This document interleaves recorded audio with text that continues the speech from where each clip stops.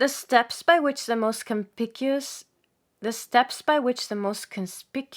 examples of passenger steamship accommodation have developed from the conditions prevailing in the early days of the steamship industry have appeared to me of scarcely less importance than those marking the progress of steamship construction and steam navigation.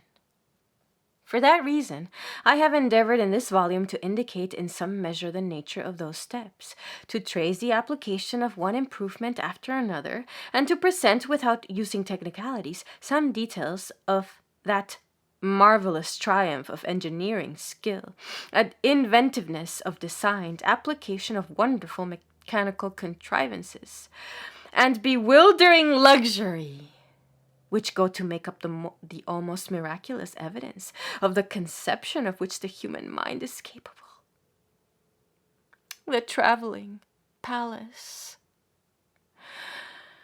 If we look back and examine the conditions in which passengers traveled by steamships less than 3/4 of a century ago, we can only regard them as painful compared with the conditions which are regarded as the natural order of things today, and are so common as to excite little remark.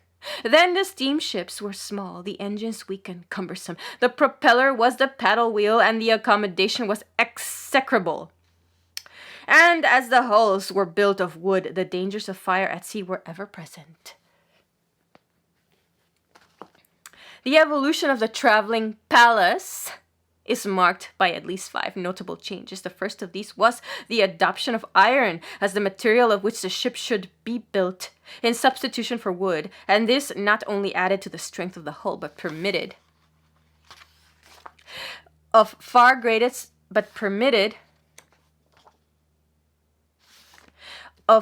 greater space being available, and also lessened the risk of fire. The second was the adoption of the screw propeller. The third was a series of improvements in the propelling machinery, which resulted in the compound type of engines and the saving of space.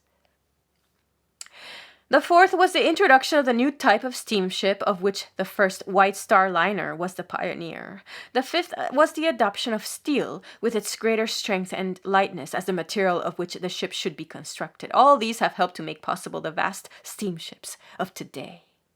Is there any other branch of industry in which there has been as much progress in man's allotted span of years? Many persons, hundreds even, are living who can remember the wooden steamships with their ungainly paddle wheels. These were thought, and justly so, wonderful in their day, but their supersession was even swifter than their growth. Invention has been added to invention, mechanical contrivance to mechanical contrivance, and always there has been a saving power, or more work has been got out of the power developed. But the public has not been satisfied. The cry has been, "Give us speed! More speed!" And when the demand has been met, the public has still been unsatisfied and has repeated the demand. The progress of demand and supply has gone on, and still the public clamors. The cry is still for speed.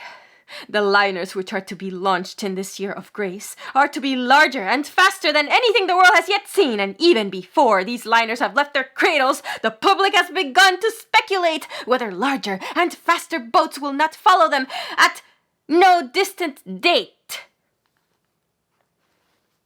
The dominant notes of the modern steamship are speed, size, and luxury. To these, the capitalist organizations which own them would add cost, about which, however, the public does not trouble itself. The appetite grows by what it is fed on. And the appetite of the public for larger, speedier, and more luxurious steamships has been stimulated by the competitive efforts of steamship owners, until that appetite is now insatiable. Where will it end? Already the authorities of many of the ports are crying, "Halt!" to the steamship owners and designers.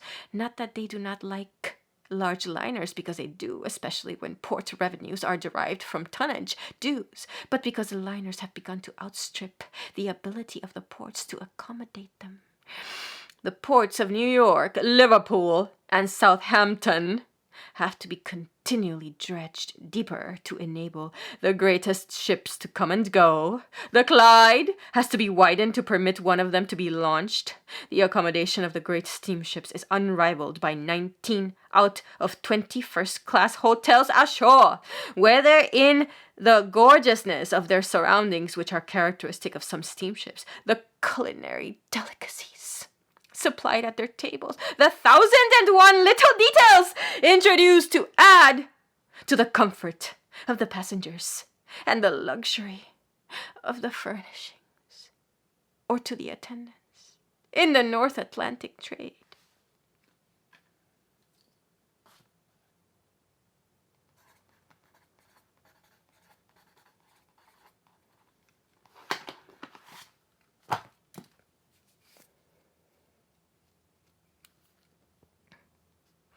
The conditions have fostered the development of the largest and fastest of the traveling palaces.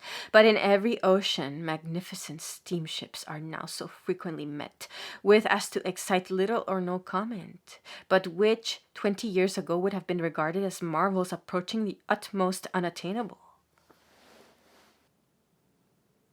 They come and go with the regularity of a railway train according to their timetable. Their power of traveling and their facilities for handling cargo are so carefully estimated that their movements are regulated for months ahead. I have not attempted a history of the construction of the steamship, nor an outline of the rise of steam navigation and modern steamship owning. What I have sought to do is to set before my readers, before all who are interested as possible or actual travelers,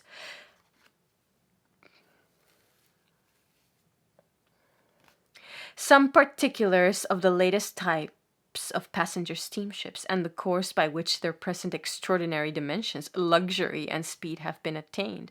I have sought to contrast the conditions that were with the conditions that are.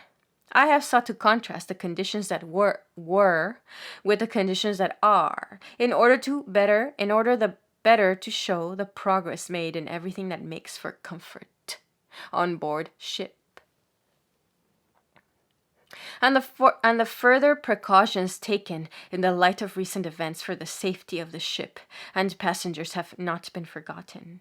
Everyone travels by sea in these times who can do so. The average number of persons afloat at any time is greater than at any other period in the world's history. And the inducements to live afloat are certainly greater and more alluring than anything that has ever been known.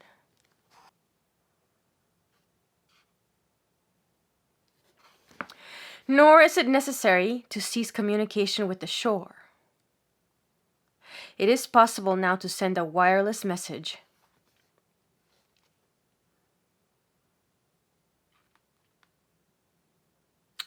I have sought to contrast the conditions that were with the conditions that are, in order the better to show the progress made in everything that makes for comfort on board ship, and the further precautions taken in the light of recent events, for the safety of the ship and passengers have not been forgotten. Everyone travels by sea in these times who can do so. The average number of persons afloat at any time is greater than at any other period in the world's history.